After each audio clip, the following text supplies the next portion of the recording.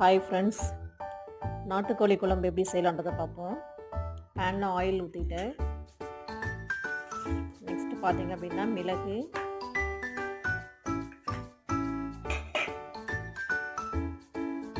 ஜீரகம் இது நல்லா பேனில் நல்லா ஃப்ரை பண்ணிப்போம்.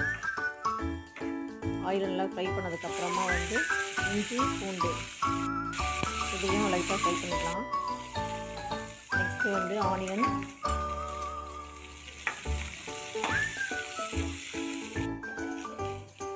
நெக்ஸ்ட் தக்காளி நம்ம தேவையான அளவுக்கு, மஞ்சத்தூள், குழம்புத்தூள், குழம்புத்தூள் 3 ஸ்பூன் போட்டுருக்கேன். இது நல்லா மிக்ஸ் பண்ணிக்கோங்க.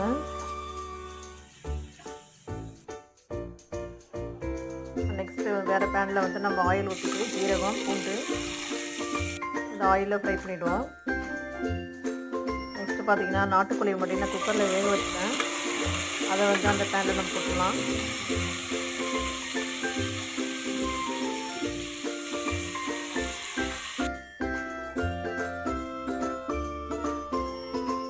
முன்னாடி நம்ம பேனில் எல்லாம் மிக்ஸ் பண்ணி வச்சுருந்தோம் இல்லைங்களா, அது எல்லாத்தையும் மிக்ஸியில் அரைச்சிக்கிட்டு தேங்காய் கூட அரைச்சிட்டு நம்ம சேர்த்துடலாம். ஓகே ஃப்ரெண்ட்ஸ், குழம்பு ரெடி.